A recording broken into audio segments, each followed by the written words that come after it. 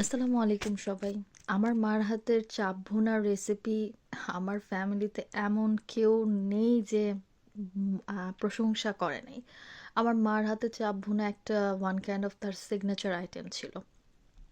তো সেটাই আজকে আমি আমার বাচ্চাদের জন্য রান্না করছি।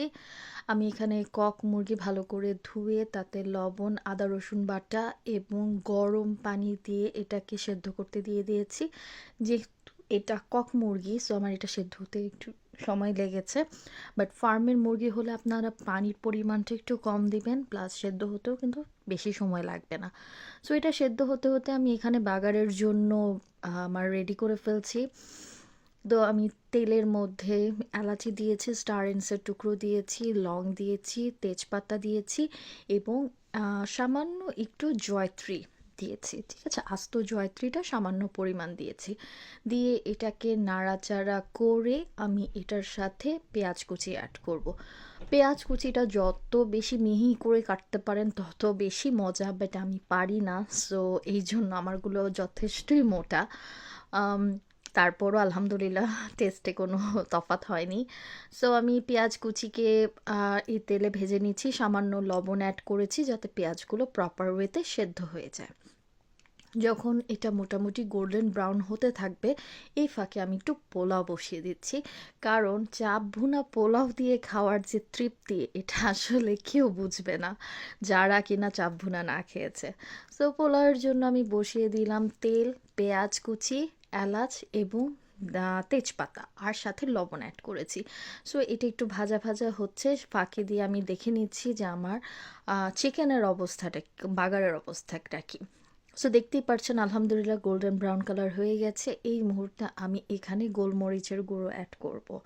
গোলমরিচের গুঁড়ো অ্যাড করব, দেন এখানে আমি জায়ফল গুঁড়ো অ্যাড করব সামান্য পরিমাণ। অতিরিক্ত জায়ফল গুঁড়ো দিলে টেস্টটা ভালো আসবে না, তো সামান্য পরিমাণ আমি এখানে জায়ফল গুঁড়ো অ্যাড করেছি।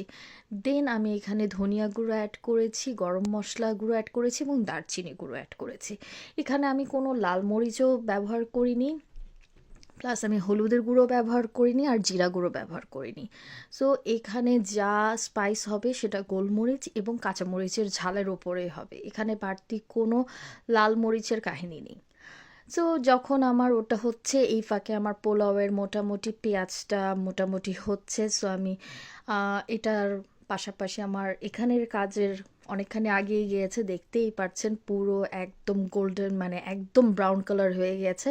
সো ওই মুহূর্তে আমি হাই ফ্লেমে দিয়ে আমার সেদ্ধ করা চিকেনগুলোর সাথে পানি সহ আমি এখানে অ্যাড করে দেব এবং ভালো করে মিশিয়ে হাই ফ্লেমেই এখন আমি মোটামুটি এটা রান্না করব।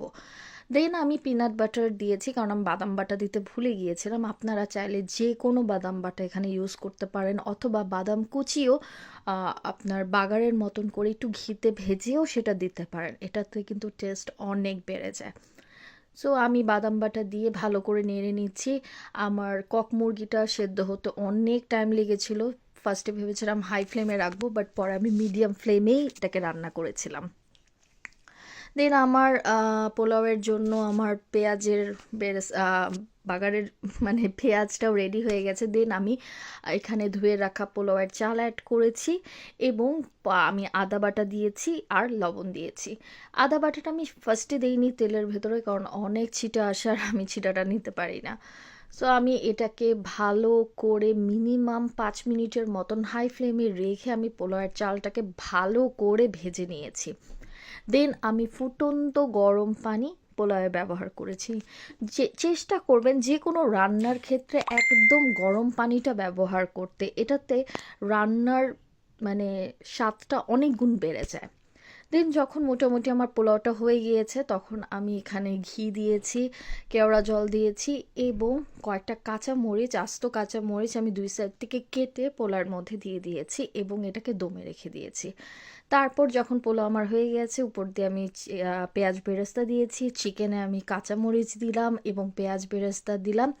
সো মোটামুটি দুইটিই আমার রেডি। আজকে আমি সার্ভিংয়ের ঝামেলাতে যেতে পারিনি, খুব তাড়াহুড়ার মধ্যে ছিলাম। বাট যদি রেসিপিটা ভালো লাগে পাশে থাকবেন। আসসালামু আলাইকুম।